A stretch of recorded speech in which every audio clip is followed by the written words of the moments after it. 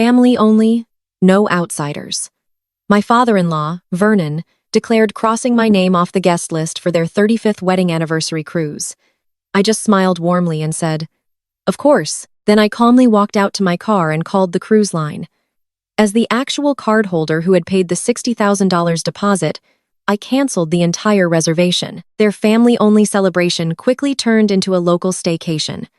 Before I continue this story, let me know where you are watching from in the comments below. Hit like and subscribe if you have ever had to stand up to family who underestimated your worth. My name is Maya. I am 34 years old, and I am the silent force behind a luxury concierge and travel firm catering to high-net-worth individuals. I have been married to Julian for 6 years. He is a 6-year-old financial advisor.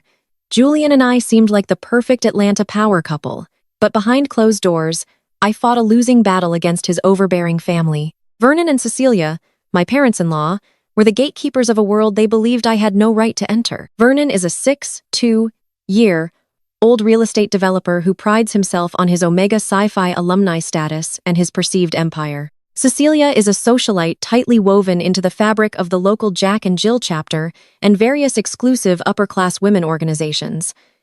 They never let me forget that I grew up in a working-class neighborhood.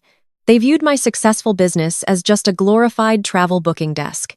The tension had been brewing before the infamous Sunday dinner. It was a muggy evening in late May. I had spent the weekend finalizing logistics for their Mediterranean cruise. I pulled strings, called in favors, and utilized my company resources to secure the best VIP suites on the ship. The cruise was meant to celebrate Vernon and Cecilia's 35 years of marriage. We gathered in their formal dining room. The table was set with heavy crystal glasses and silver cutlery that Cecilia always made a point to mention had been in her family for generations. The mahogany table felt miles long. Julian sat next to me, but he might as well have been in another time zone. He spent the entire first course ignoring my presence and nodding eagerly at every word his father spoke. Vernon sat at the head of the table holding court. He wore a crisp linen shirt and an arrogant expression. Cecilia sat opposite him, wearing her signature pearls and a condescending smile. Julian's sister Chloe and her husband Darius were also there, adding their usual chorus of sycophantic agreement to whatever Vernon proclaimed. The air in the room was thick with unspoken judgments. Cecilia took a delicate sip of her wine and looked at me down her nose. "Maya," she began, her tone dripping with false sweetness, "have you made sure the dietary requests for Judge Sterling's family are accommodated on the ship? The Sterlings are practically royalty in our circle. We cannot afford any mistakes from your little travel agency." I kept my voice perfectly level. "Yes, Cecilia, everything is handled. The chef has been personally briefed on all dietary restrictions for the entire party." Vernon cleared his throat, loudly demanding the attention of the room. He reached into his breast pocket and pulled out a folded stack of papers. It was the printed guest manifest for the cruise. He laid it flat on the pristine tablecloth and smoothed it out with his large hands. He then produced a thick red pen. I watched as he uncapped the pen with deliberate slowness. The silence in the dining room became suffocating. Everyone watched Vernon. He scanned the list until his fingers stopped halfway down the page. "This trip is a milestone for our lineage," Vernon announced, his voice echoing off the high ceilings. "A 35th anniversary is a legacy event. It is a time to reflect on where we came from and where we are going. Therefore, it must be family only. No outsiders." As he said the word outsiders, he pressed the red pen firmly onto the paper. He drew a harsh, thick line right through my name. The red ink bled into the white paper. I stared at the crossed-out letters of my own name, feeling a sudden chill. "You are removing me from the trip?" I asked, keeping my face completely blank. Vernon did not even look up at me. He just continued staring at the paper. "We are hosting Judge Sterling and his family on this cruise," he explained as if talking to a slow child. "We need people with proper HBCU pedigree and Jack and Jill etiquette to entertain them. We cannot have anyone disrupting the dynamic. This is a crucial business opportunity." Cecilia nodded enthusiastically. "Your father-in-law is absolutely right, Maya. We need to present a united, sophisticated front. You simply do not have the background for this level of networking. You do not understand how these things work. You run a glorified travel booking desk. This is about securing millions of dollars in investments. We need polished individuals who know how to engage with federal judges and generational wealth." I turned my head slowly to look at Julian.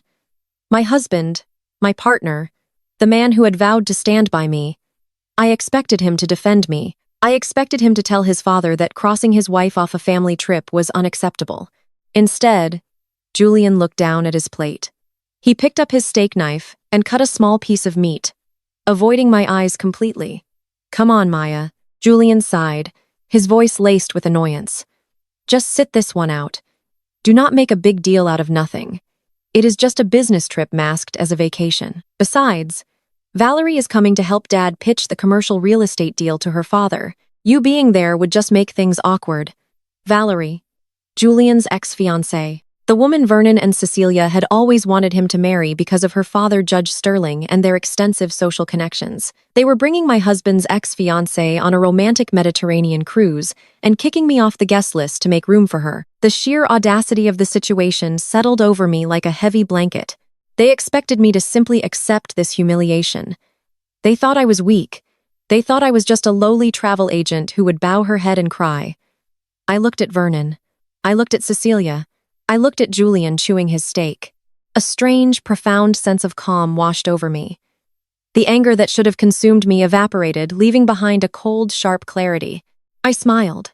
It was a genuine, bright smile that clearly unsettled Cecilia. She frowned, clutching her pearls tighter. "Of course," I said, my voice smooth and pleasant. "I completely understand. Business comes first. I would not dream of getting in the way of your legacy. Have a wonderful trip." I stood up from my chair. I did not throw my napkin. I did not raise my voice. I simply pushed my chair back in and picked up my purse.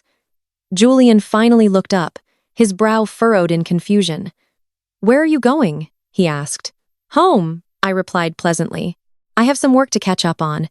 Enjoy your evening." I walked out of the dining room, my heels clicking rhythmically against the hardwood floor. I could feel their eyes on my back, but I did not turn around. I walked out the front door and stepped into the humid Atlanta night. The moment I sat in my car, the fake smile dropped from my face completely. I pulled out my phone and dialed my private wealth manager without hesitating for a second. "Pull up the corporate account for my concierge firm," I instructed. "Locate the Mediterranean cruise booking under Vernon name with the $60,000 deposit." "I found the transaction," she replied. "Cancel the entire luxury reservation," I ordered. "Revoke the payment immediately. Release the VIP suites and do not notify the clients. Let them find out at the terminal." I hung up the phone and opened my banking app, intending to transfer money to my private account. I stared at the screen blinking. The joint savings account, which should have held $250,000, showed less than $50,000. A recent transaction caught my eye. A massive outgoing wire transfer had been initiated yesterday. Exactly $200,000 moved to a shady business account. The memo read, "Capital injection, Darius Logistics." Julian had secretly drained our joint savings to fund his parasitic family. The staycation I arranged was only the beginning. They had finally crossed the absolute wrong woman, and they were going to pay the ultimate price. I walked straight from the garage into our pristine marble kitchen. Julian was leaning against the quartz island, pouring himself a glass of bourbon. He had already changed out of his dinner jacket and looked entirely too relaxed for a man who had just stolen a small fortune from his wife. I placed my phone face up on the counter right next to his crystal glass.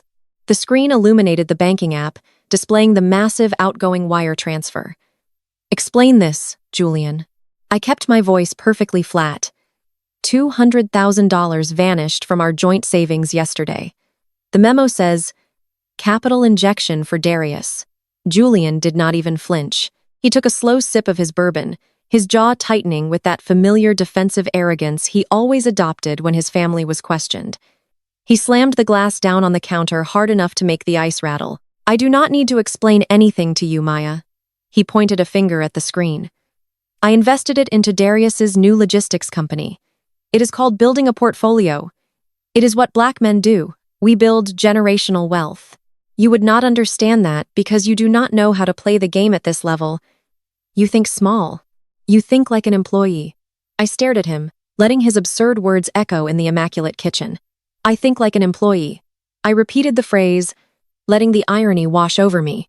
The woman who quietly funded his luxury car payments and covered the shortfall on his credit cards every month was being accused of thinking small. It is a guaranteed return, Maya. Julian crossed his arms, puffing out his chest. Darius secured a massive government contract for regional freight. We are getting in on the ground floor. My father vetted the business plan himself. In 6 months, that 200,000 will be $1 million. This is how legacy families operate. We keep the money in the circle. We elevate each other. You should be thanking me for securing our financial future instead of interrogating me like I am a criminal. You took joint funds without my consent, Julian. That is not investing. That is theft. Before he could unleash another tirade of weaponized buzzwords about legacy and brotherhood, the deafening roar of a high-performance engine shattered the tension. The sound vibrated through the kitchen windows. Julian's face instantly lit up with an obnoxious, triumphant grin. Speaking of the ground floor, Julian sneered, walking past me toward the front door. Come outside and see what real success looks like. Stop being so bitter and learn how to celebrate family. I followed him out the front door and stepped onto our manicured driveway. The warm night air smelled of exhaust and expensive cologne. There, parked illegally across my pristine driveway, was a brand new Porsche Macan gleaming under the streetlights. Darius stepped out of the driver's seat. He was draped in head-to-toe designer labels, wearing sunglasses at 9 at night. He flashed a brilliant white smile, rubbing his hands together. Look at this beauty, Darius shouted, tossing the keys in the air and catching them. The logistics business is booming, Julian. I told you we were going to the top. Julian walked over and slapped Darius on the back, pulling him into a brotherly embrace. I stood on the porch watching the grotesque display of unearned wealth. Darius noticed me standing there, and his smile morphed into a condescending smirk. He leaned against the hood of the Porsche and looked me up and down. Do not sweat the small change, sis. Darius laughed, adjusting his designer sunglasses. The return on investment is going to be legendary. You just sit back and let the men handle the heavy lifting. We are building a dynasty here. I walked slowly down the porch steps, stopping a few feet away from the gleaming vehicle. I did not scream. I did not yell. I did not demand my money back in the middle of the street. Women who build real empires never show their hand in public. It is a beautiful car, Darius, I said, my voice smooth as silk. Logistics must be incredibly profitable to afford a toy like this before the ink on the contract is even dry. Darius puffed out his chest, missing the quiet threat in my tone entirely. It is all about cash flow, Maya. You have to spend money to make money. By the way, since you handle all those little travel bookings for the family, make sure my suite on the cruise has premium cognac waiting. None of that cheap house liquor. I am a VIP now. Make it happen. Julian chimed in, looking at me with pure disdain. You heard him, Maya. Take care of it, and try to fix your attitude before the trip. We need to project success. I smiled my most lethal practice smile. Absolutely, Darius. I will personally ensure your reception at the Miami port is unforgettable. I pulled out my phone and tapped the screen. While pretending to admire the sleek lines of the Porsche, I angled my camera and took a crystal-clear photo of the license plate and the temporary registration sticker on the windshield. Enjoy the car, Darius, I said, turning my back on both of them. I am going inside to finish my work. Have a great night, gentlemen.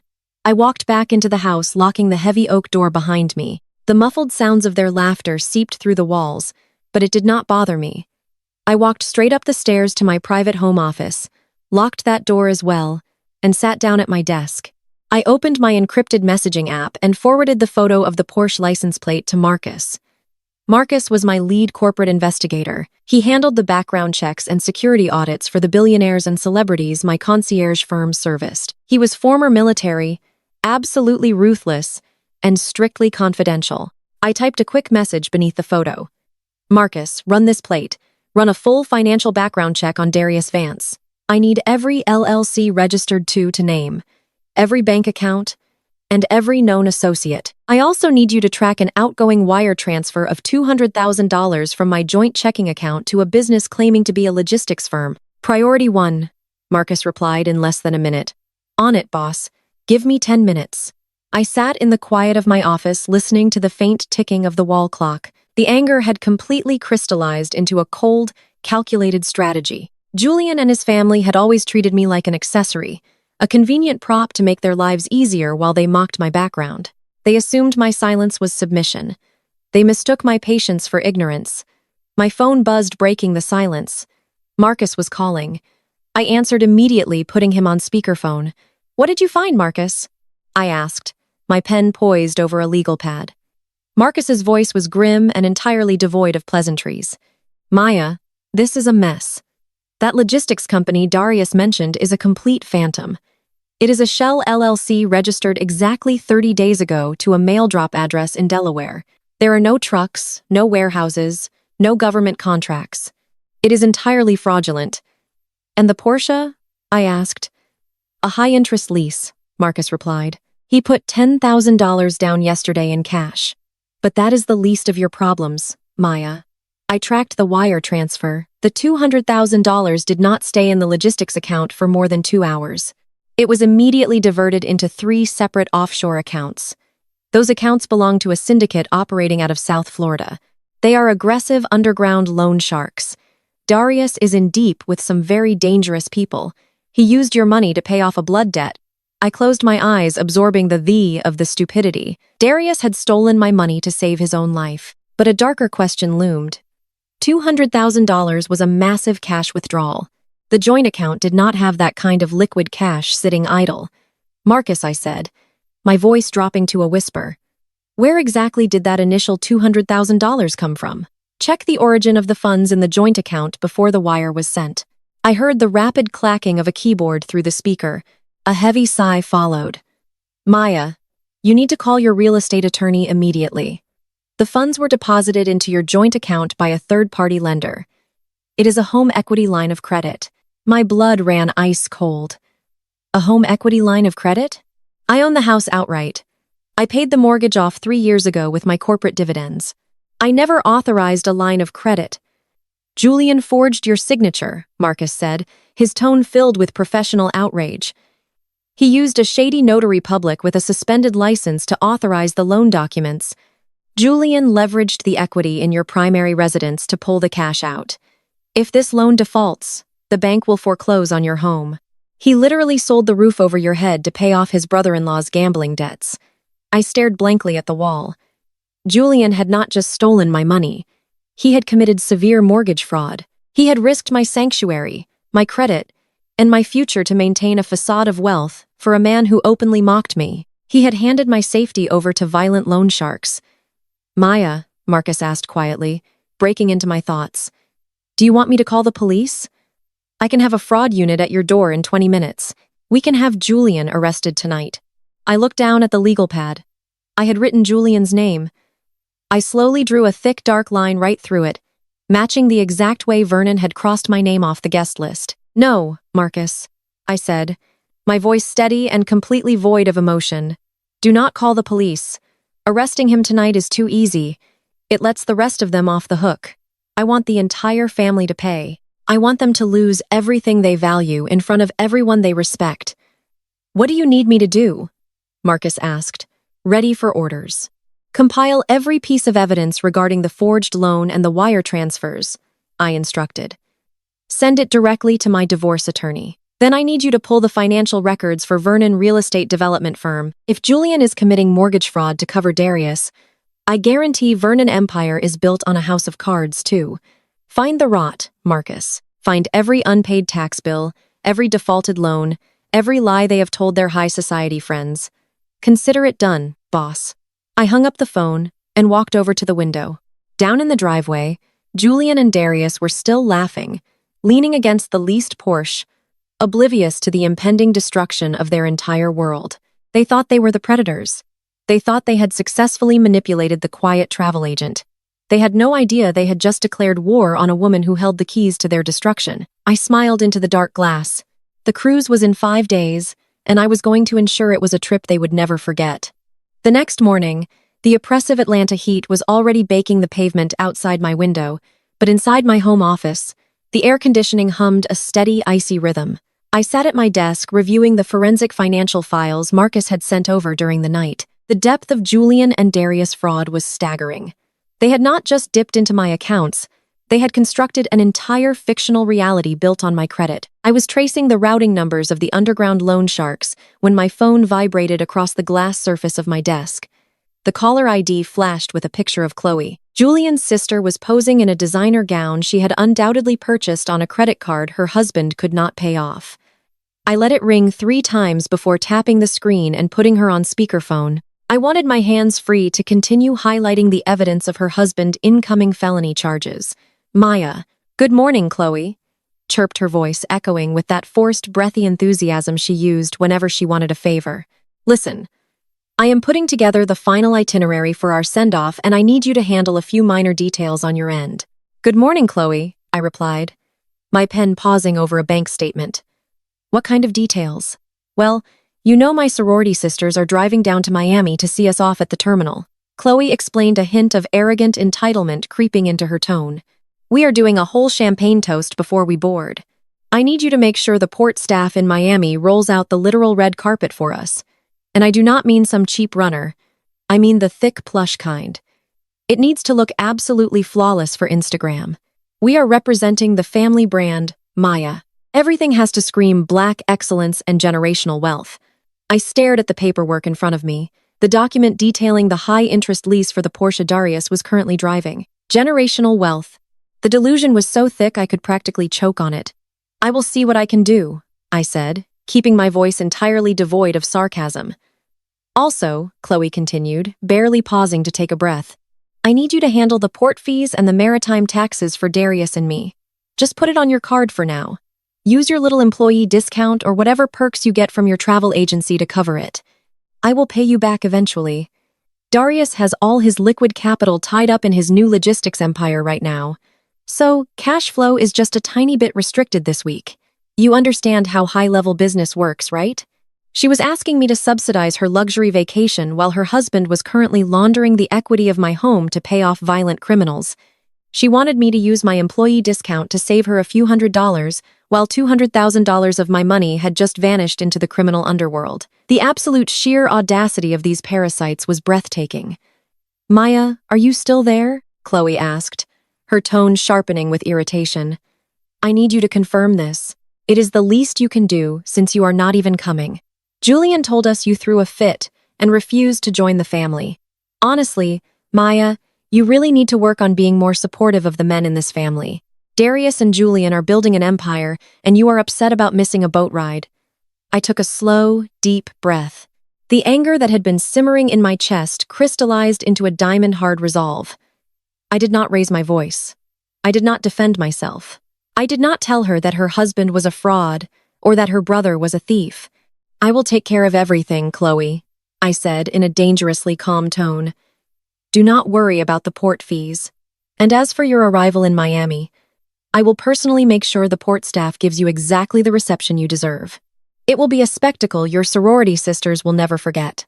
"Oh, perfect." Chloe sighed, sounding immensely relieved.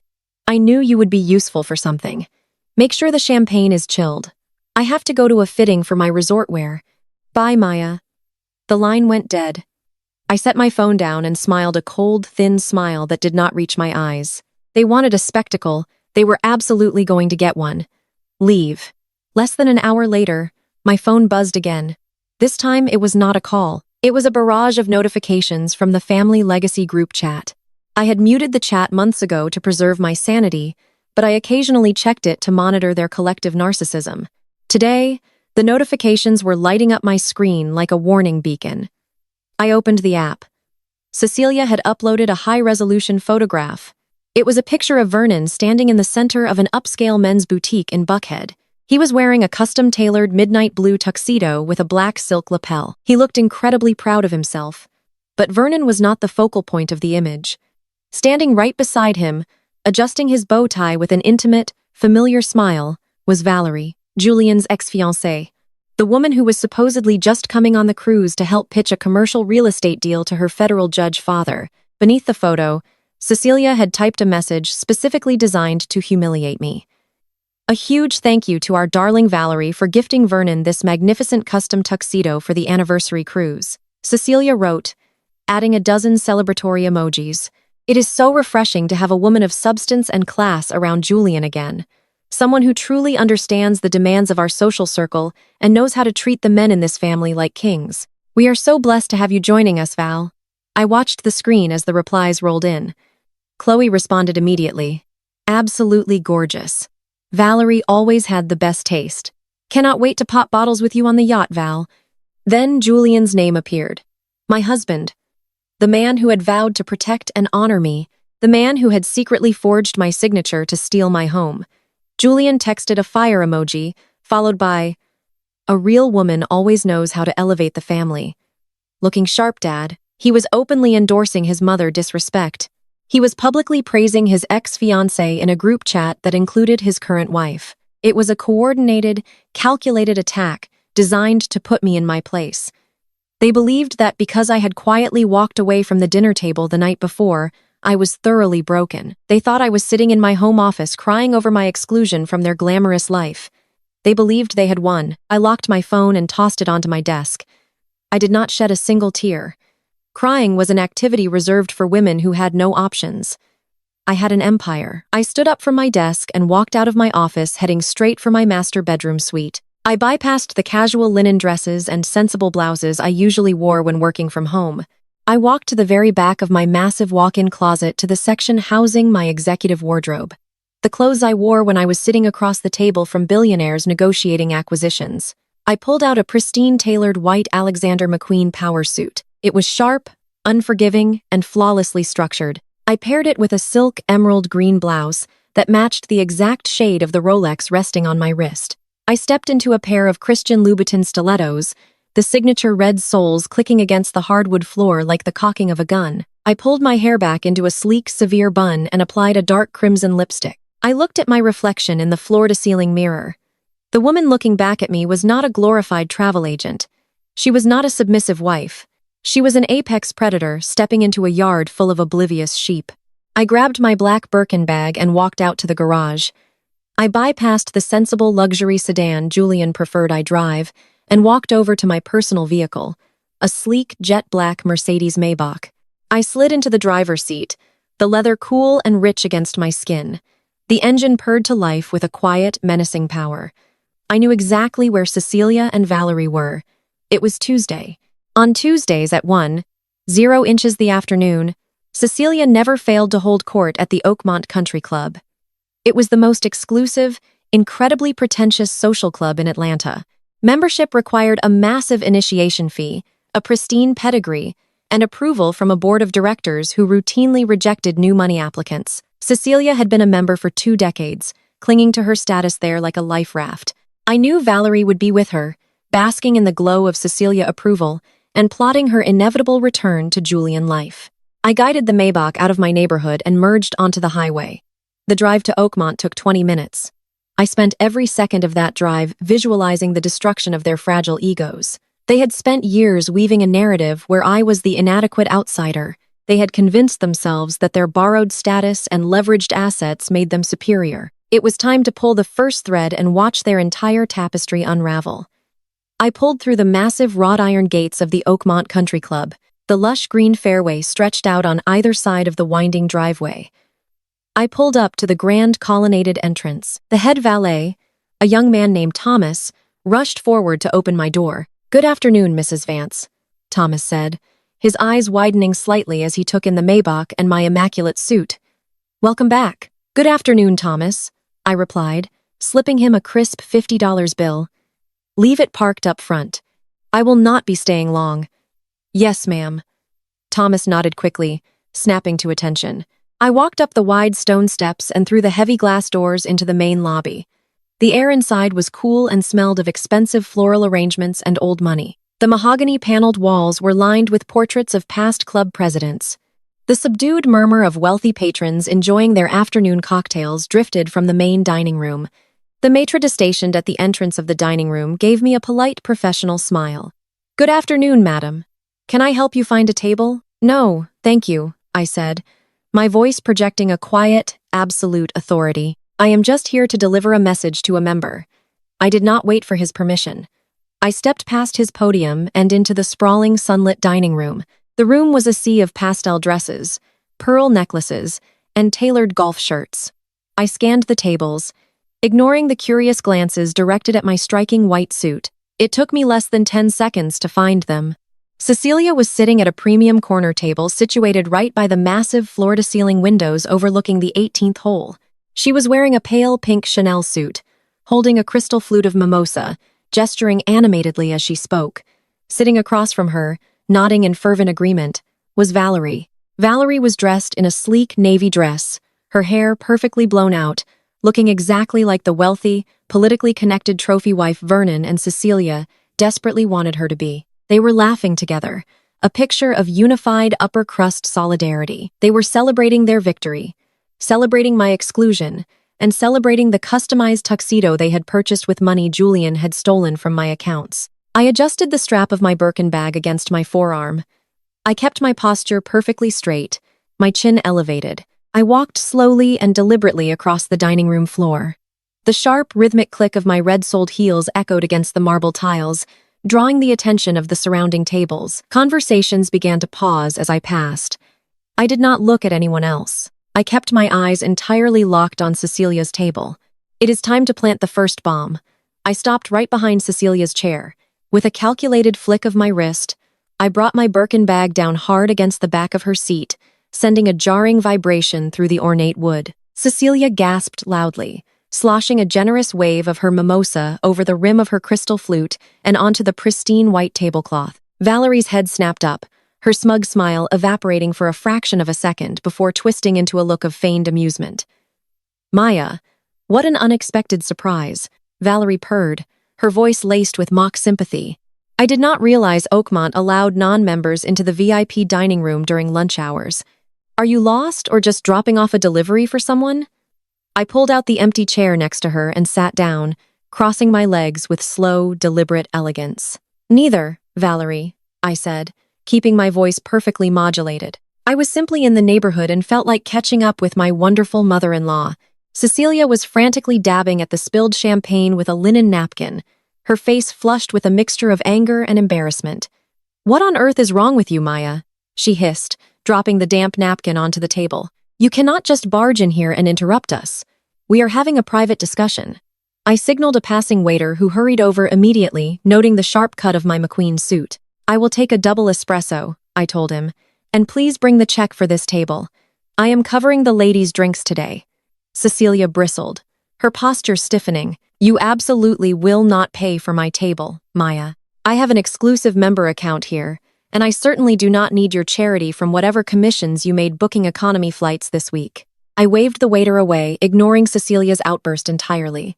I turned my attention fully to Valerie.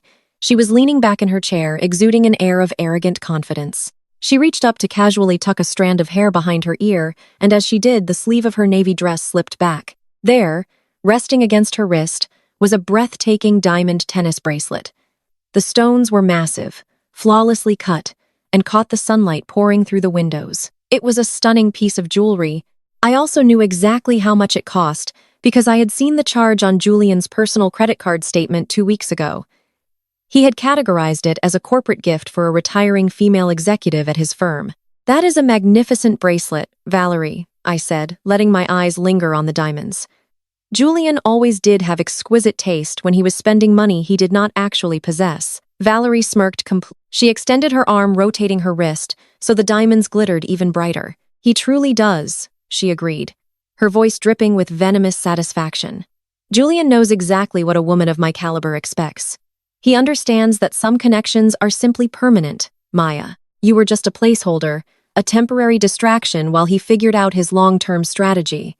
"A temporary distraction," I repeated, letting the words hang in the heavy air between us. Valerie leaned forward, resting her elbows on the table. Her expression hardened, shedding the polite society facade. "Let us be brutally honest, Maya. Julian needs a woman who understands boardrooms. He needs a partner who knows how to navigate high society, leverage political connections, and close multi-million-dollar deals. You are a travel agent. You book vacations for tourists. You simply do not have the pedigree or the capital to play the game at our level." Cecilia nodded vigorously, her double chin trembling with righteous agreement. "Valerie is absolutely right, Maya. We are a legacy family. We require people who can elevate the Vance name, not drag it down with working-class mentalities." Valerie smiled, her eyes gleaming with the thrill of the kill. She was so eager to crush me, so desperate to flaunt her perceived victory that she could not stop herself from delivering the final blow. She wanted me to know exactly how thoroughly I had been discarded. You really have no idea what is actually happening to you. Valerie laughed, a sharp cutting sound. This entire anniversary cruise, the custom tuxedos, the VIP suites you so graciously organized.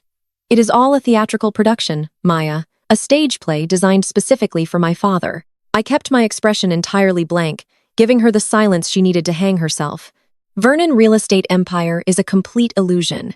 Valerie continued lowering her voice to a conspiratorial whisper, but unable to hide her triumph. He is flat broke, Maya.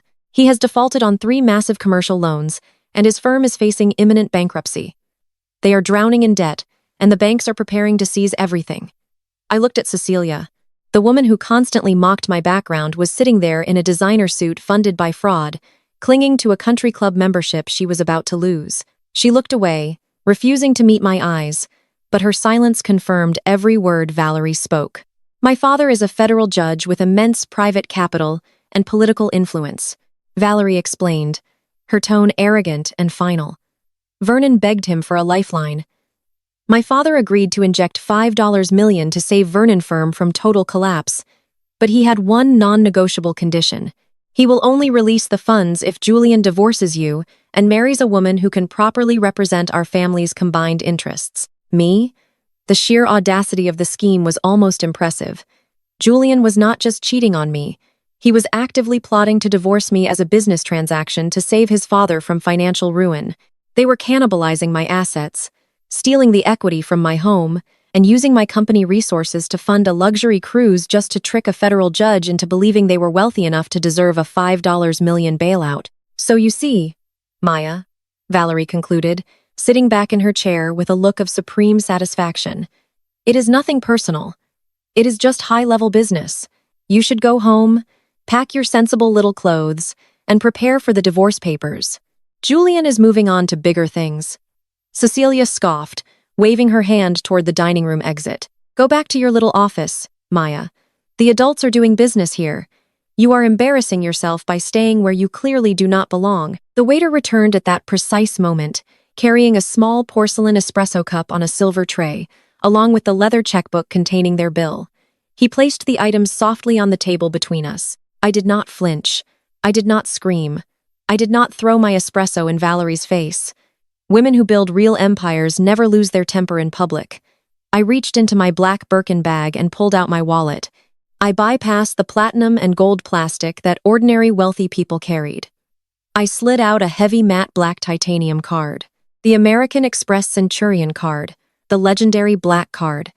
A piece of metal issued by invitation only to individuals who spent and paid off millions of dollars annually. A card Vernon Vance could not even dream of holding in his hands. I dropped the heavy titanium card onto the silver tray.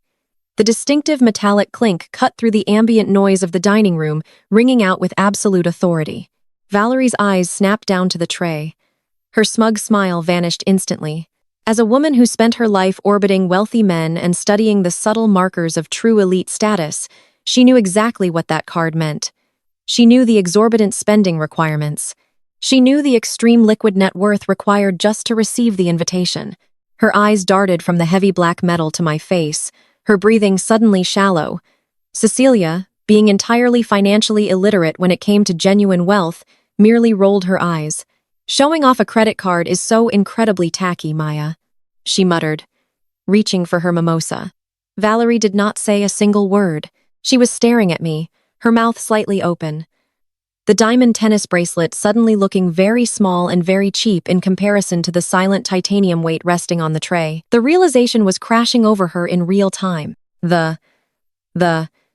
She had just dismissed as a lowly travel agent was holding a financial instrument that eclipsed her father's entire net worth. I picked up my espresso cup and took a slow, deliberate sip. The coffee was rich and bitter. I placed the cup back on the saucer, stood up and smoothed the invisible wrinkles from my McQueen suit. Enjoy the drinks, ladies, I said, my voice smooth and lethal. And Valerie, good luck with the cruise. I hear the maritime industry can be incredibly unpredictable this time of year, especially when you do not actually own the boat. I turned and walked away. I did not look back to see the confusion on Cecilia's face or the absolute horror spreading across Valerie's features. I glided through the dining room, the sea of pastel dresses and tailored suits parting for me. I walked out the heavy glass doors and stepped into the stifling Atlanta heat. Thomas, the valet, already had the Maybach waiting at the bottom of the steps. He opened the rear door for me, bowing his head respectfully as I approached. "Thank you, Thomas," I said, sliding into the cavernous air-conditioned back seat. I tapped the glass partition separating me from my driver. "Back to the office, David," I instructed. I settled into the plush leather seat and pulled out my phone.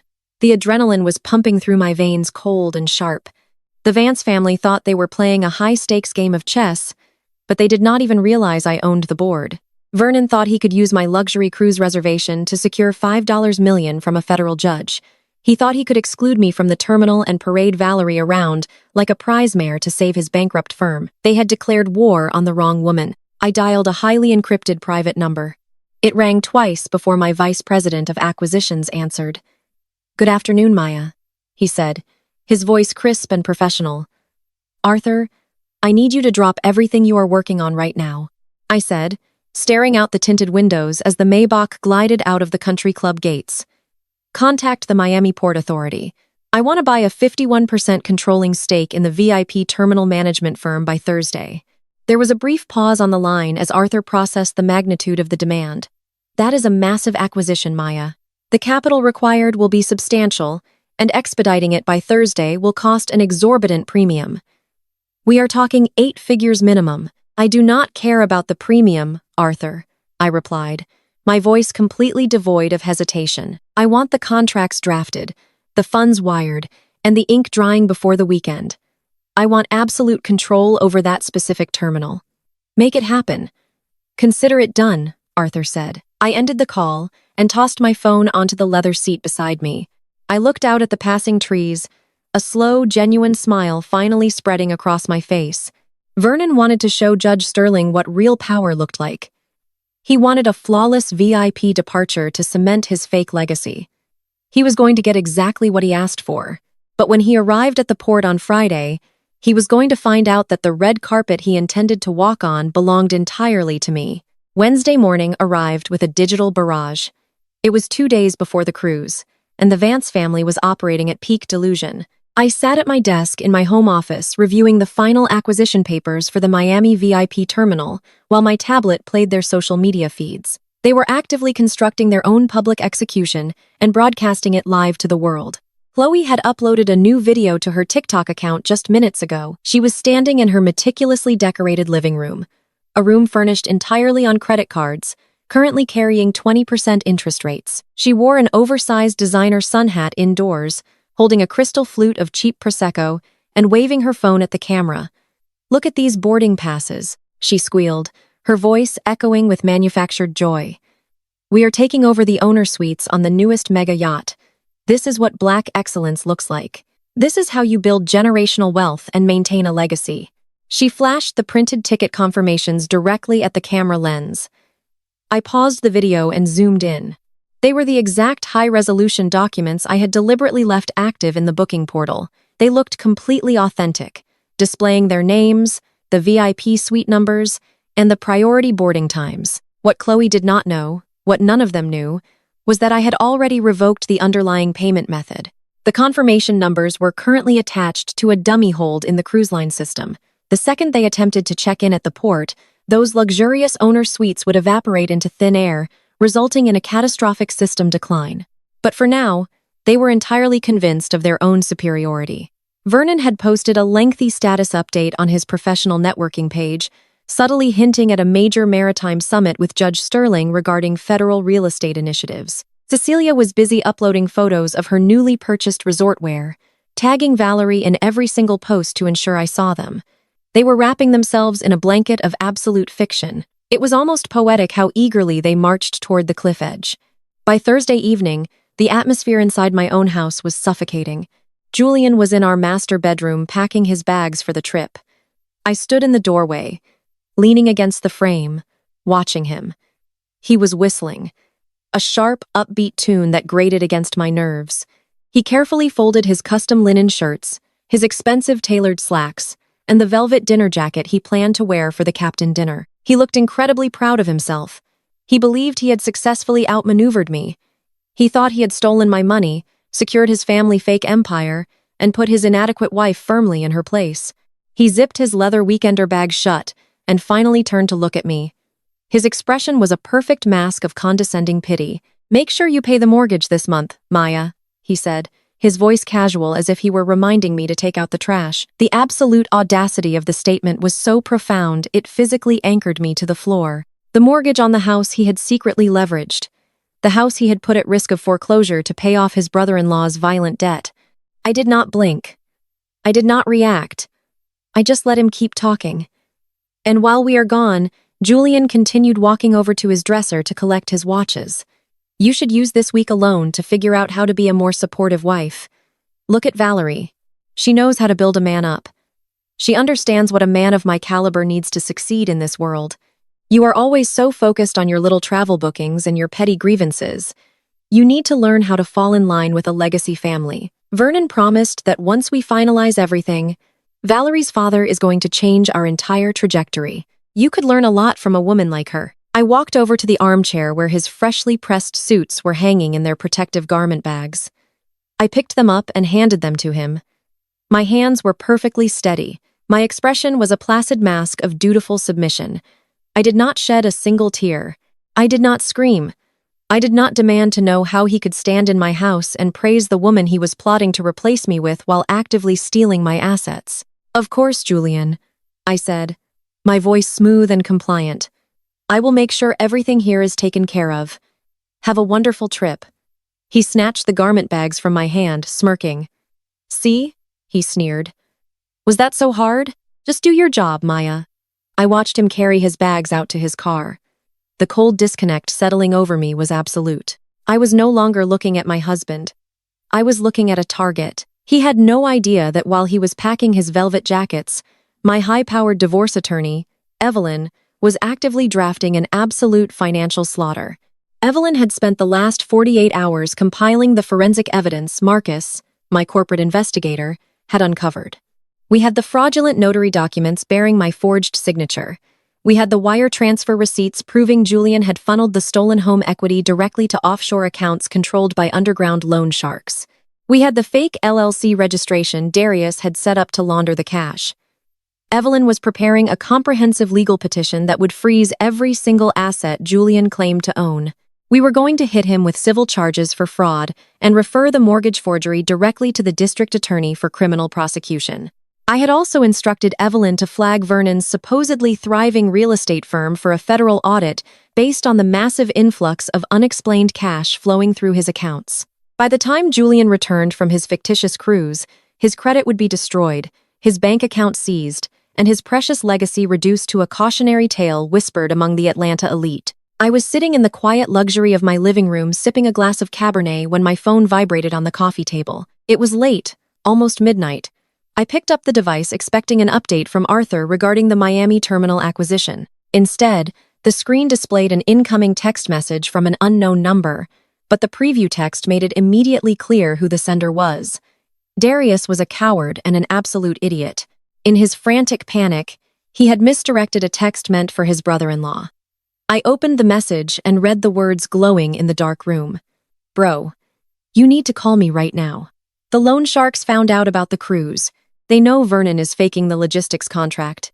They are waiting at the Miami port tomorrow morning to collect the rest of the cash. Dad is going to kill me if he finds out. What do we do?"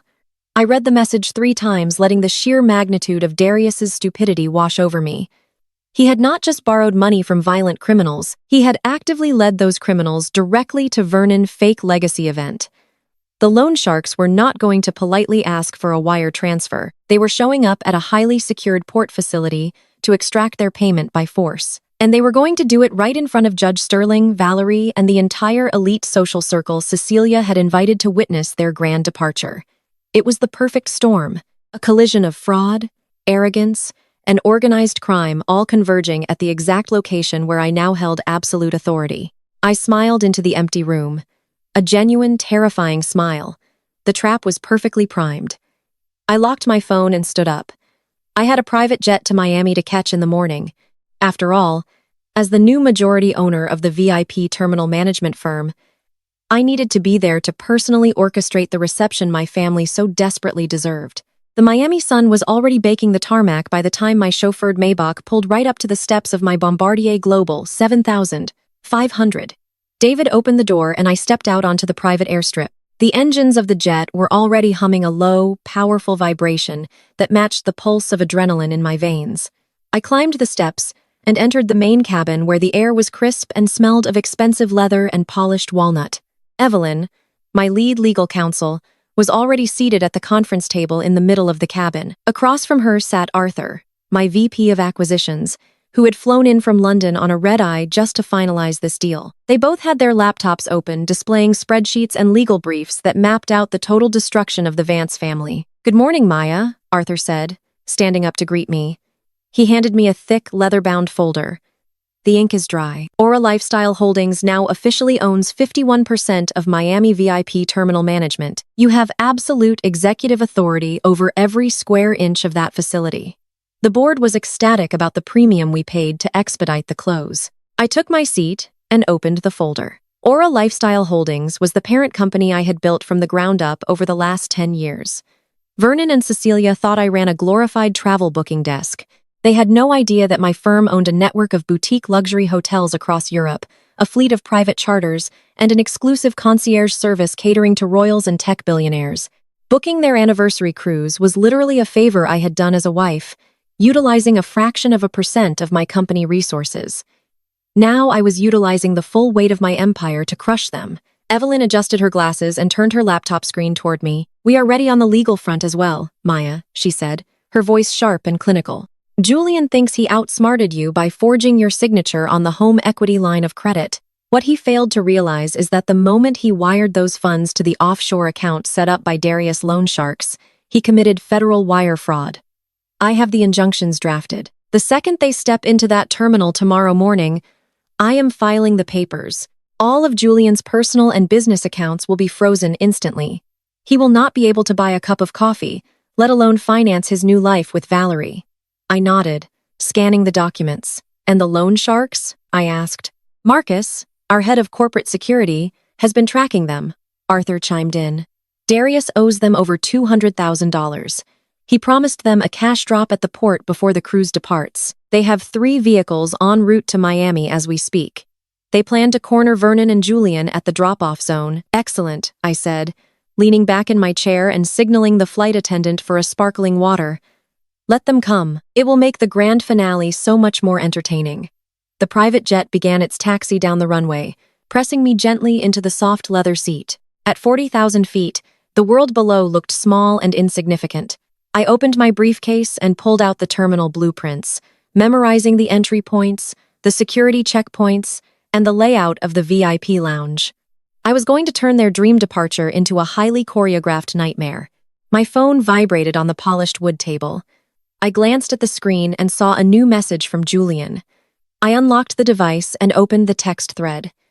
It was a picture of Julian, Vernon, and Valerie. They were squeezed together in the first-class cabin of a commercial flight. It was a domestic airline offering slightly wider seats and free drinks, but it was still commercial. Valerie was holding a plastic cup of cheap champagne, leaning heavily against Julian's shoulder. Vernon was grinning at the camera, looking like a man who believed he had conquered the universe. The lighting was terrible, the cabin looked cramped, and the desperation radiating from the photo was palpable. Below the image, Julian had typed a caption, "Next time work harder, and maybe you can sit with the winners." I stared at the message, taking a slow sip of my sparkling water. The contrast was almost too perfect. Julian was sitting in a cramped commercial seat, drinking cheap sparkling wine and mocking the woman who was currently flying in a $70 million private jet she owned outright. He believed he was ascending to the absolute pinnacle of high society by attaching himself to Valerie and her federal judge father. He had no concept of what real wealth looked like. Real wealth did not post selfies from domestic flights. Real wealth bought the terminal they were flying into. I did not reply to his message. I simply locked my phone and turned my attention back to the blueprints. Let him enjoy his plastic cup of champagne. It would be the last drink he enjoyed as a free man with a positive net worth. We touched down in Miami just as the sun began to dip below the horizon. The heat was thick and humid, a stark contrast to the crisp air conditioning of the jet. A black SUV was waiting on the tarmac, and Arthur, Evelyn, and I climbed inside. We drove straight to the port, bypassing the massive crowds of tourists, and entering through a restricted access gate reserved for Port Authority officials and executive owners. The VIP Terminal Management Building was a sleek, modern structure of glass and white steel. It stood separate from the main cruise terminals, offering an exclusive boarding experience for the ultra-wealthy. Inside, the floors were gleaming white marble. The check-in desks were carved from solid mahogany, and plush velvet seating areas were scattered throughout the lounge. It smelled of expensive floral arrangements and sea salt. We took the private elevator up to the executive offices on the top floor. The terminal manager, a meticulous man named Victor, was waiting for us. He looked nervous, visibly sweating in his tailored suit as he greeted his new majority owner. "Miss Wilson," Victor said, shaking my hand with a slight bow of his head. "We are honored to have you here. Everything is prepared exactly to your specifications." "Thank you, Victor," I said, walking past him and looking out the floor-to-ceiling windows that offered a panoramic view of the terminal below. "Let us review the security protocol for tomorrow morning. I want absolutely no mistakes." I gathered Victor and my head of corporate security around the large conference table. I pulled up the high-resolution photographs of Vernon, Cecilia, Julian, Chloe, Darius, Valerie, and Judge Sterling. I laid the photos out on the table, tapping them with my manicured fingernail. "These individuals will be arriving at 10 tomorrow morning," I instructed my voice, commanding the room. "They believe they hold reservations for the owner suites on the new mega yacht. They do not. I have revoked their payment methods and flagged their reservation numbers in the central database. When they approach the VIP desk, the system will generate an immediate catastrophic decline." Victor swallowed hard, nodding rapidly. "Understood, Miss Wilson. How would you like my staff to handle the decline?" "Your staff will be perfectly polite," I said. "They will inform Mr. Vance that the reservation has been flagged for fraud. They will not offer solutions. They will not offer to call a manager. They will simply state that the tickets are invalid and ask them to step aside. When Vernon inevitably loses his temper and attempts to cause a scene, you will signal Port Authority police." "And what about the associates waiting outside?" the security chief asked, referencing the loan sharks tracking Darius. "Let them approach the drop-off zone," I commanded. "Do not intercept them unless they draw weapons. I want Darius and Vernon to face exactly what they owe in front of Judge Sterling. I want the judge to see exactly who he is dealing with before he signs away $5 million of his own capital. If the loan sharks get aggressive, your team steps in and detains them for the local police. But let the conversation happen first." The briefing lasted another hour as we refined every single detail of the trap. I left nothing to chance. Every security camera was checked. Every staff member was briefed on their exact lines. By the time I checked into my penthouse suite at a nearby luxury hotel, the stage was set for absolute annihilation. Friday morning arrived with brilliant blue skies and the sharp smell of the ocean. I arrived at the terminal at 8, dressed in a tailored white crepe suit that radiated power and control. I bypassed the main lounge and took the private elevator directly to the elevated control room. The control room was a masterpiece of surveillance. A massive bank of high-definition monitors covered the back wall, displaying every angle of the terminal, the drop-off zone, the check-in desks, and the boarding ramps. The front of the room featured a wall of one-way tinted glass that looked directly down onto the VIP departure lounge. I could see everything happening below, but no one could see me. I stood behind the glass, a cup of black coffee in my hand, watching the terminal staff move into position. The velvet ropes were polished. The champagne flutes were arranged perfectly on silver trays. The air was thick with anticipation. At exactly 9:55 a.m., the exterior security monitors flared to life. A massive, ridiculous white stretch limousine pulled into the VIP drop-off lane, blocking the path of several sleek black sedans behind it. It was loud, obnoxious, and entirely fitting for the Vance family. The chauffeur stepped out and jogged around to open the rear door. I stepped closer to the monitors, my heart beating a slow, steady rhythm of pure anticipation.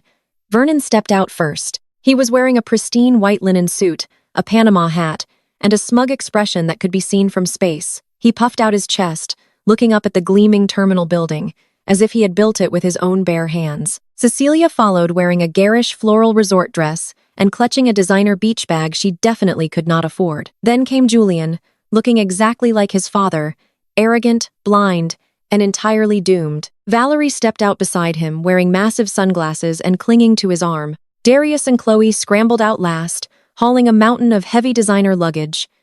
Darius looked terrible. He was sweating profusely, his eyes darting frantically around the drop-off zone, scanning the parked cars in the shadows. He knew the loan sharks were coming. Finally, Judge Sterling stepped out of the limo. He was an older, distinguished man projecting quiet authority. He looked around the terminal, nodding in approval at the luxury Vernon had supposedly arranged. Vernon clapped his hands together, turning to the judge and gesturing grandly toward the glass doors of the terminal. "Welcome to the beginning of our legacy," Judge Vernon boomed, his voice carrying through the security microphones. "Only the best for our combined families." I stood behind the tinted glass looking down at the arrogant little men entering my building. I took a slow sip of my coffee. "Welcome to my terminal, Vernon," I whispered to the empty room. "Let the games begin." I watched through the tinted glass as the automatic doors parted. The terminal lobby was a sanctuary of white marble and cascading light, designed specifically to soothe the nerves of billionaires before they set sail. The Vance family entered like a hurricane of cheap cologne and unearned arrogance. They disrupted the peaceful atmosphere instantly. Vernon led the charge. He adjusted his Panama hat and puffed out his chest, strutting across the polished floor. He was performing for Judge Sterling, making wide sweeping gestures as he pointed out the architectural details of the VIP check-in area, as if he owned the building. He looked like a caricature of a wealthy man operating on a script he had memorized from watching television.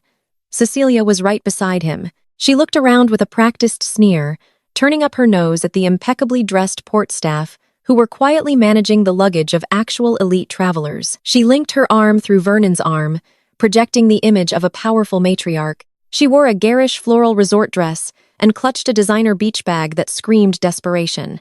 Julian strutted in next with Valerie clinging to his bicep. Valerie was wearing a silk sundress that was entirely inappropriate for a travel day, but perfect for catching the attention of anyone she deemed important. Julian looked incredibly smug. He leaned down and whispered something in Valerie's ear, making her giggle. He thought he was walking into his new life. He thought he had successfully left me in Atlanta paying a mortgage he had already drained. He walked with the swagger of a man who believed he had just executed the perfect crime. Behind them, Chloe was walking backward, almost tripping over her own feet because she refused to put her phone down.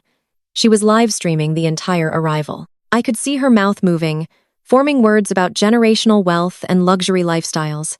She panned the camera across the soaring ceilings and the cascading water features of the terminal, claiming all of it as her birthright. She was documenting the peak of their delusion, broadcasting it to an audience of strangers who would soon witness their total collapse. And then there was Darius. Darius was not looking at the architecture or posing for the cameras. Darius was looking over his shoulder. The air conditioning in the terminal was running at a crisp 68 degrees, but sweat was pouring down the sides of his face. He kept wiping his forehead with the back of his hand, his eyes darting frantically toward the heavy glass doors they had just walked through. He knew the clock had run out. He carried a heavy designer duffel bag that seemed to drag him down, physically manifesting the weight of his bad decisions. Vernon marched directly toward the primary VYPC concierge desk, bypassing the velvet ropes completely. He ignored the polished silver sign requesting guests to wait to be called. He slammed his hand flat on the mahogany counter, demanding immediate attention. "I am Vernon Vance," he announced, his voice booming through the quiet terminal. The acoustics in the lobby were designed to minimize noise, but Vernon made sure he was loud enough for Judge Sterling to hear every word. "I need our private suite keys immediately. We have champagne waiting for us on the yacht, and my guests do not like to be kept waiting."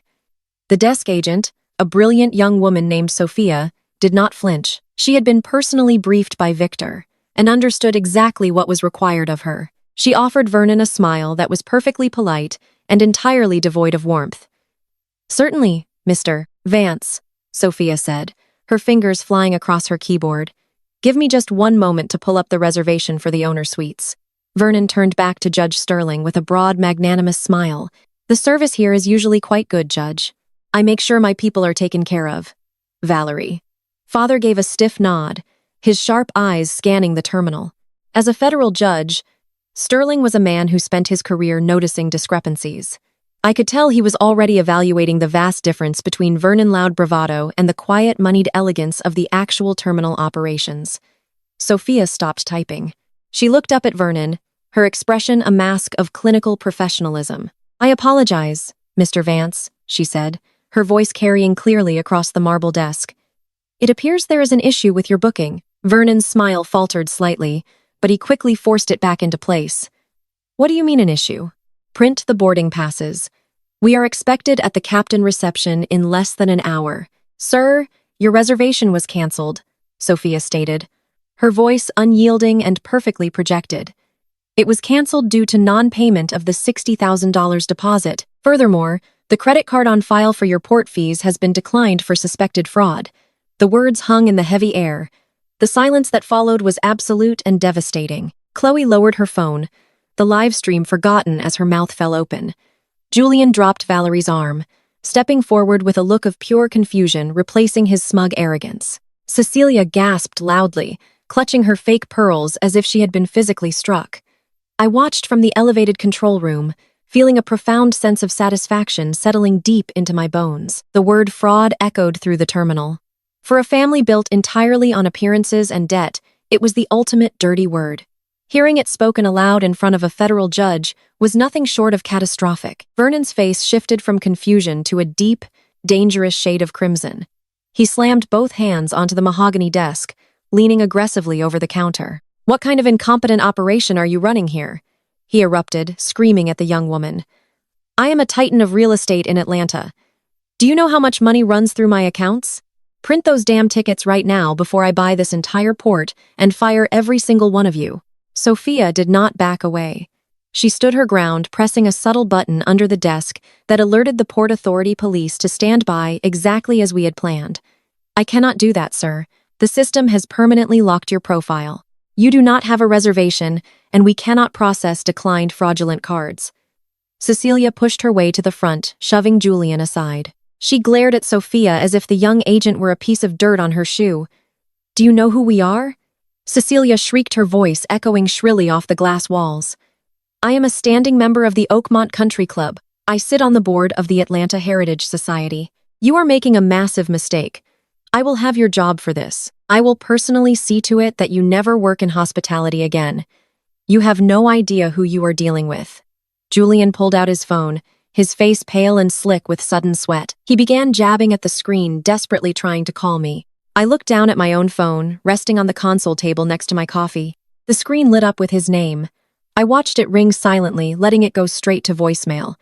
Julian cursed loudly, running a hand through his perfectly styled hair. "My idiot wife must have messed up the booking transfer," he muttered loudly, trying to save face in front of Valerie and her father. "I told you we should not have let Maya handle the logistics, Dad. Her little agency is completely incompetent. She probably missed a zero on the wire transfer." Valerie stepped closer to Julian, looking panicked and humiliated. "Julian, my father is right here," she hissed, pointing discreetly at Judge Sterling. "Fix this right now. We cannot look like fools in front of him. You promised me the owner's suite." While Vernon continued to scream and Cecilia threatened lawsuits, Darius was backing away from the desk. He bumped into a large marble planter, his breathing shallow and rapid. I zoomed the security camera in on his face. He looked absolutely terrified. I switched the camera feed on the secondary monitor to the exterior entrance. Standing just inside the sliding glass doors near the baggage claim carousels were two men. They wore cheap, ill-fitting suits and had thick, muscular necks. They were not carrying luggage. They were not looking at the departure boards. They were staring directly at Darius. One of the men slowly reached inside his suit jacket, a silent promise of violence. Darius saw them. I watched him physically recoil, his knees buckling slightly. He wiped his face with both hands, shaking his head in absolute despair. He knew the money was supposed to be wired today from the home equity loan Julian had forged. He knew the luxury cruise was supposed to be the cover story. Now there was no cruise. There was no money, and the loan sharks were standing 30 feet away, blocking the only exit. Darius looked like he was about to pass out. He grabbed Chloe's arm, pulling her away from the desk, but she yanked herself free, too busy watching her parents melt down in front of the terminal staff. Judge Sterling had remained silent, observing the entire chaotic display with calculating eyes. He was a man who spent his life evaluating character and detecting lies from the bench. He watched Vernon turn purple with rage, throwing a childish tantrum. He watched Julian frantically dialing a dead phone, blaming his wife for his own lack of funds. He heard the port agent clearly state the words, non-payment and fraud. The judge smoothed his silk tie and stepped forward, cutting through the screaming match, with a voice of quiet, absolute authority. Vernon Judge Sterling set his tone chillingly calm and demanding an immediate explanation. What is the meaning of this? Vernon spun around, sweating profusely. The arrogant bravado was completely gone, replaced by desperate, panicked backpedaling. Judge Sterling, I assure you, this is just a clerical error, Vernon stammered, his hands trembling as he tried to adjust his jacket. My daughter-in-law runs a small travel desk, and she clearly botched the transfer protocols. I will have my bank wire the funds immediately. You know how these computer systems are. It is a simple mistake. Judge Sterling did not break eye contact. His gaze was sharp enough to cut glass. I thought you said this was fully paid for, Vernon. You told me the yacht was secured, and the contracts were finalized. A federal judge does not appreciate being misled about financial arrangements, especially by a man seeking a $5 million investment. You assured me your firm had the liquidity to cover this excursion. Vernon opened his mouth, his hands shaking violently now. He was scrambling for a lie, searching for any possible excuse to maintain the illusion of his wealth. He took a deep breath, preparing to spin another desperate fabrication about banking delays and wire limits and offshore accounts. He was a rat backed into a corner trying to chew his way through a steel wall. Before Vernon could utter a single word to try and save his crumbling empire, the heavy frosted glass doors of the executive lounge slid open. The heavy frosted glass doors of the executive lounge slid open with a soft mechanical hiss. I stepped out into the blinding white light of the terminal lobby.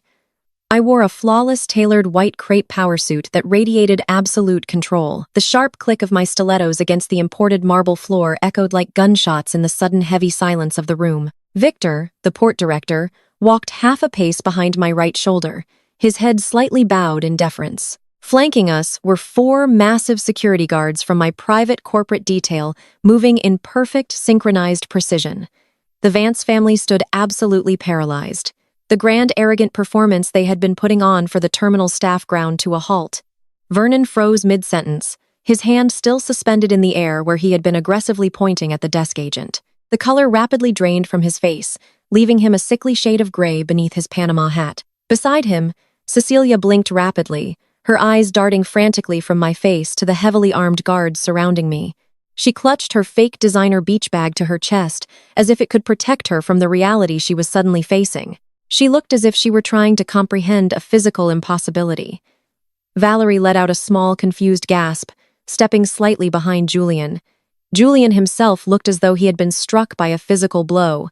His smug, arrogant smirk dissolved instantly, replaced by a look of profound, uncomprehending shock. He stared at my immaculate clothes, at the absolute obedience of the terminal staff, and at the undeniable aura of power radiating from my every movement. For 10 long seconds, the only sound in the vast VIP lobby was the steady clicking of my heels as I crossed the floor.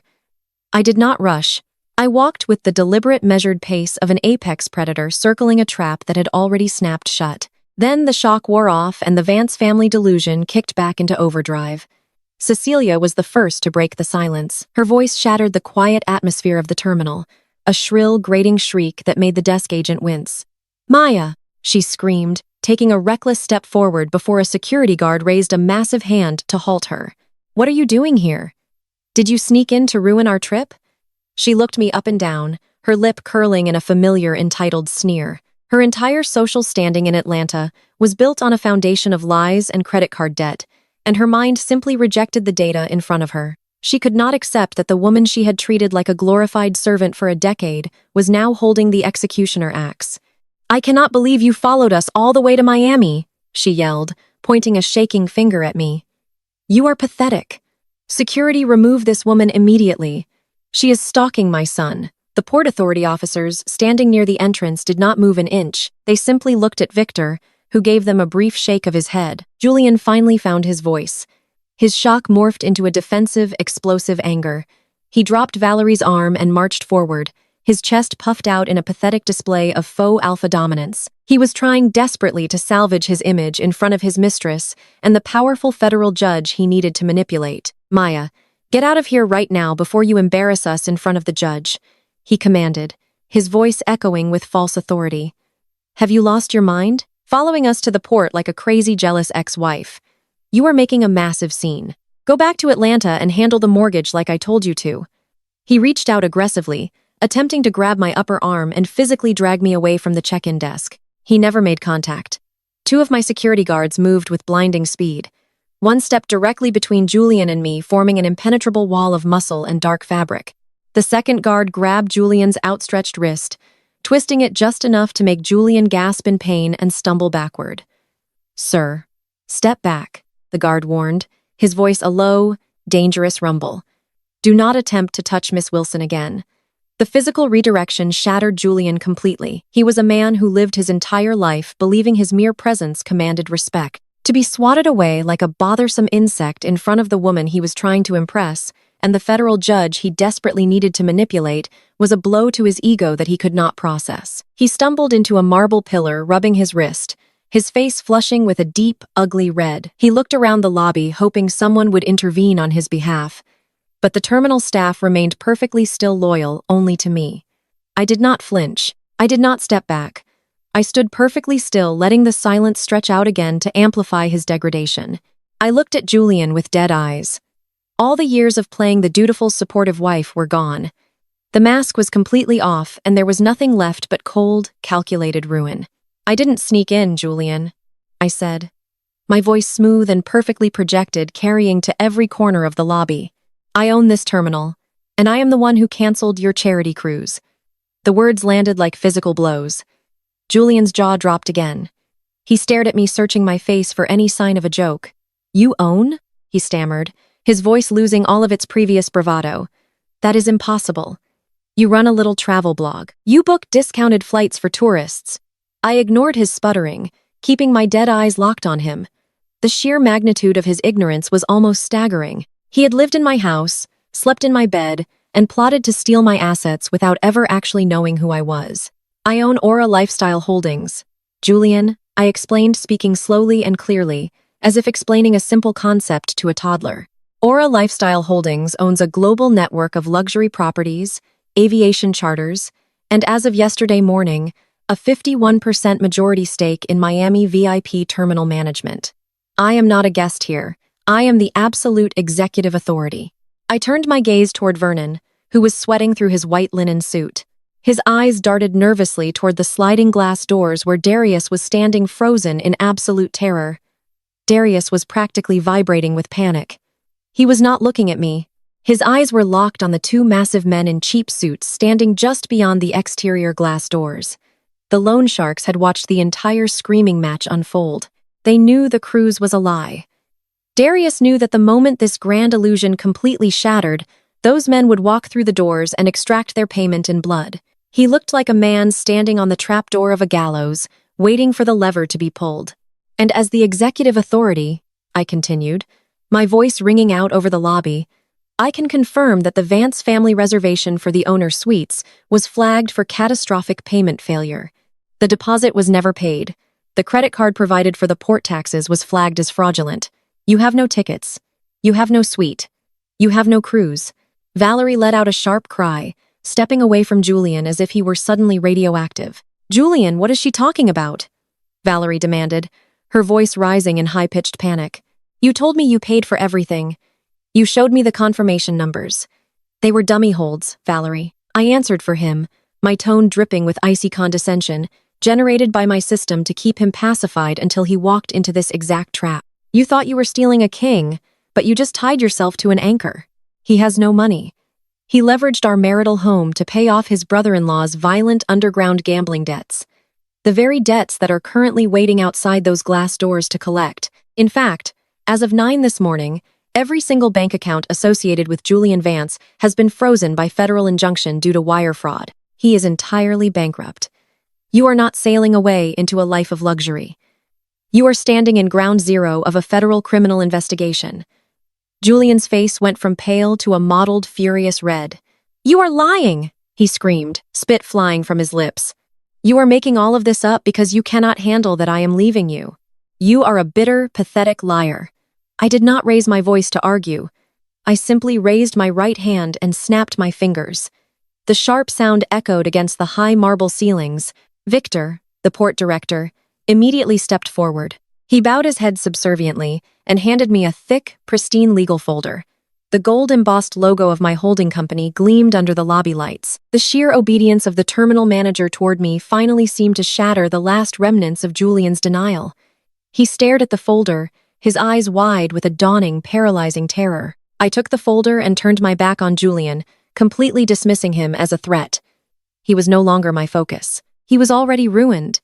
My target now was the architect of their entire fraudulent legacy. I walked slowly toward Judge Sterling. The older man had not moved a muscle since the confrontation began. He stood near the luggage cart, watching me with keen, calculating interest. He was a man who spent his life evaluating character and detecting lies from the bench. He understood power, and he recognized exactly what was happening. He recognized that Vernon Vance had brought him into a slaughterhouse. I stopped just inches from the marble concierge desk, right where Vernon was leaning heavily against the counter for support. Vernon looked like his heart was going to give out. His breathing was ragged and his hands shook violently against the polished wood. He was a rat backed into a corner, trying to chew his way through a steel wall. I looked directly into Judge Sterling's eyes, projecting absolute respect and unyielding authority. I dropped the folder onto the marble desk right in front of Judge Sterling. "Judge, before you hand Vernon your $5 million, you might want to look at his actual financial portfolio." I turned on my heel, the crisp white fabric of my power suit, catching the brilliant terminal light. I walked toward the exit, flanked by my security detail and my attorney. I did not look back as the sliding glass doors opened to the warm Miami breeze, leaving the Vance family trapped forever in the flawless, devastating ruins of their own making. The ride back to my penthouse suite in downtown Miami was bathed in a profound, absolute silence. I sat in the plush leather seat of my armored SUV, watching the vibrant city lights blur past the tinted windows. The chaotic screaming of the terminal, the desperate grasping hands, and the pathetic weeping were entirely behind me. I stepped into my private elevator and rode it up to the top floor. The doors opened directly into my living room, a massive sweeping expanse of white marble, imported Italian leather, and floor-to-ceiling windows overlooking the glittering black ocean. It was a sanctuary built on my own relentless ambition, entirely free of the Vance family toxicity. I poured myself a glass of vintage champagne, the crisp bubbles popping softly in the quiet room. I walked over to the marble kitchen island where I had tossed my phone. The screen was illuminated with a constant stream of notifications. Dozens of missed calls were logging in rapid succession. Voicemails were piling up, filling my inbox to maximum capacity. I picked up the device and tapped the first icon. It was Julian. His voice was a ragged, pathetic mess, completely devoid of the arrogant swagger he had carried for a decade. "Maya, please pick up," he begged, his words slurring together in a panicked rush. "You have to stop this. The police took Darius away in cuffs. Dad is having a massive panic attack, and the paramedics are here. Valerie left me. My accounts are locked. I tried to pay for a hotel room, and my card was declined in front of everyone. I have $100 in my pocket. You have to wire me something. I am your husband, Maya. You cannot leave me on the street like this. Please just answer the phone. We can talk about this." I hit delete before his final sob could register. The next voicemail was from Cecilia. The haughty matriarch sounded like a cornered rat. Her tone swung wildly between demanding authority and blind terror. "Maya, you vindictive little witch," she hissed, her voice shaking with rage. "You need to fix this right now." The Port Authority officers threw our luggage onto the curb.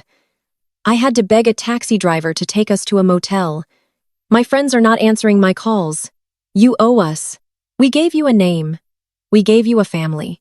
You wire us $50,000 right now, or I swear to God I will ruin you in Atlanta." I hit delete again, a cold, genuine smile touching my lips. I set the phone down and systematically blocked every single phone number associated with the Vance bloodline. I did not feel a single ounce of guilt. The cleanup was entirely effortless because they were doing the heavy lifting of destroying their own minds. The next morning, my lead corporate attorney, Robert, arrived at my penthouse precisely at 8. He carried a sleek briefcase and wore a sharp expression of absolute victory. We sat at my dining table while the warm Miami sun washed over the paperwork detailing the absolute slaughter of the Vance legacy. The updates fired off with rapid mechanical precision. Vernon is officially under active investigation by the Securities and Exchange Commission. Robert announced, sliding a heavy file across the marble table. Federal agents raided the Vance Legacy real estate offices in Atlanta at 6 this morning. They seized all digital hard drives, physical ledgers, and server records. The bridge loans he took out from private investors were exposed as a massive illegal Ponzi scheme. He was using new investor money to pay off the interest on his failing commercial properties. The banks are aggressively calling in every single note. Vernon is facing a minimum of 20 years in federal prison for defrauding his stakeholders. I nodded, sipping my black coffee. And the house? I asked. The bank finalized the foreclosure at midnight. Robert confirmed. The locks on the Atlanta estate have been changed, and our private security firm is currently guarding the perimeter to ensure they do not attempt to return and strip the property of valuables. They are entirely locked out, but the financial ruin was only half of the execution. The social fallout was infinitely more devastating. Robert handed me a tablet showing me the digital shockwaves ripping through the Atlanta Black elite grapevine.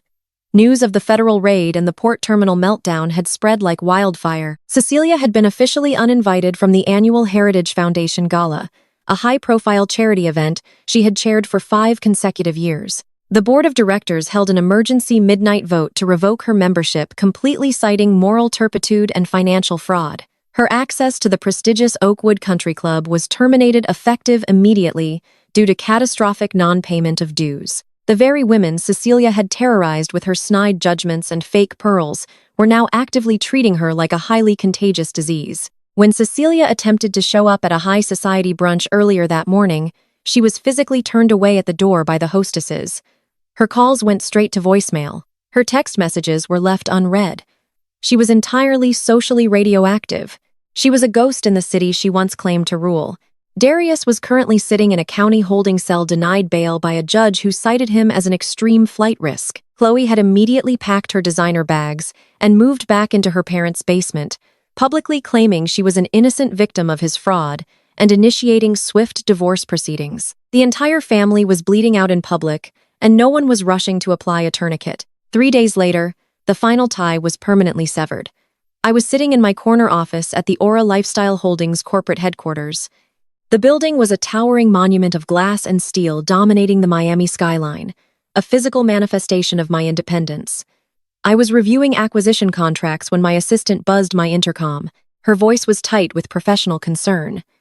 "Miss Wilson, there is a disturbance in the main lobby. A man claiming to be your husband is demanding to see you. He is becoming highly aggressive and frightening the reception staff." I tapped a button on my desk, bringing up the live security feed on my large wall monitor. Julian was standing by the pristine marble reception desk. He looked atrocious. He was wearing the exact same suit from the terminal, but it was violently wrinkled, heavily stained, and hanging off his frame. His hair was a greasy, unwashed mess, and a thick, dark shadow of stubble covered his jaw. He looked like a man who had not slept or eaten in days. I had received an email from my corporate contacts earlier that morning, confirming Julian had been permanently terminated from his elite financial firm. The moment the wire fraud charges tied to my forged signature hit the federal database, his firm cut all ties. Is greater than. Snorts is greater than. They revoked his licenses, boxed up his desk, and legally barred him from the building to protect their own corporate liability. He was entirely unemployable. He had no car, no house, and no future. I watched the high-definition monitor as Julian slammed his fist violently against the reception desk. "I am Julian Vance," he shouted, his voice echoing through the massive, quiet corporate lobby. "My wife owns this company. I demand you let me up right now. Tell Maya I am here. Tell her I need my job back. Tell her I am sorry. I have nowhere else to go." 2 of my massive security guards stepped forward, forming a solid, impenetrable wall of dark fabric and muscle between Julian and the secure elevators. They were the exact same guards Julian had looked down upon, the men he had treated like subservient furniture just days ago. "Sir, you need to leave the premises immediately," the lead guard stated, his voice entirely devoid of respect. "You are not authorized to be here. Do not make us remove you by force." "Do you know who I am?" Julian screamed, spit flying from his lips, his face twisting in a pathetic display of broken entitlement. I am a vice president. I am a Vance. I belong up there. She cannot do this to me. I picked up my phone and dialed the main desk directly. The lead guard answered, keeping his cold eyes locked on Julian. Throw him out. I commanded simply, my voice perfectly steady. The guard nodded, replacing the receiver. Without another word, he and his partner grabbed Julian by the upper arms. The physical contact shattered the last remnants of Julian's pride. He thrashed and kicked, screaming my name, begging for a second chance, begging for a job, begging for a fraction of the life he had so arrogantly thrown away. Maya, he shrieked, his voice cracking, echoing off the glass walls. Maya, please, I have nothing. The guards ignored his pathetic cries. They dragged him backward, his expensive, ruined leather shoes skidding uselessly across the polished floor. He sobbed openly, a broken, shattered man completely stripped of his counterfeit armor. The guards hauled him through the revolving glass doors and tossed him roughly onto the hot concrete of the Miami pavement. He scrambled to his knees, scraping his hands, looking up at the towering glass building, searching the hundreds of tinted windows for any sign of me. I stood perfectly still, watching him from 40 stories above. He looked small. He looked insignificant. He looked like nothing at all. I reached over and ended the security feed, turning the monitor black. I walked back to my desk, sat in my leather executive chair, and went back to work severing the final tie without a single ounce of regret. 6 months pass. The brutal, humid summer faded into a crisp, clear winter. The violent dust from the Vance family explosion finally settled, leaving a completely altered landscape. The Grand Colonial Mansion in Atlanta was sold at a federal foreclosure auction to a foreign investor who gutted the interior. Vernon and Cecilia were living in a cramped 2-bedroom apartment in a decaying suburb, entirely dependent on minimal social security checks and hiding from the people they once considered peers. Vernon was awaiting trial, and Cecilia spent her days inside, refusing to show her face in public. Darius was serving a 10-year sentence in a federal penitentiary, having taken a plea deal to avoid a longer trial. Chloe had successfully divorced him and was attempting to rebrand herself as a lifestyle influencer with zero success. Julian was working the night shift at a discount rental car agency, struggling to pay off the massive legal debts associated with his fraud defense. His pristine suits were gone, replaced by a cheap polyester uniform. He lived in a weekly motel, far away from the elite circles he once dominated. The dust had settled, and the roles were permanently completely reversed. To survive the crushing weight of his mounting debt, Julian had been forced to take a second job as a ride-share driver. His nights were an endless, humiliating loop of ferrying intoxicated tourists and demanding corporate executives across the city he used to rule. He gripped the steering wheel of his dented compact sedan, his knuckles white as a particularly rude passenger, barked orders from the back seat, and spilled cheap beer on the floor mats. Julian did not dare speak up. He simply gritted his teeth and kept his eyes glued to the road, swallowing the bitter taste of his own shattered pride. As he navigated the heavy downtown traffic, the glowing neon lights of the city washed over his exhausted face, highlighting the deep bags under his eyes. He stopped at a red light and looked up through the smudged windshield. Towering above the intersection was a massive digital billboard illuminating the night sky. It featured the sleek golden logo of Aura Lifestyle Holdings announcing a groundbreaking new corporate acquisition. The tagline beneath the massive logo was a brilliant testament to my expanding empire.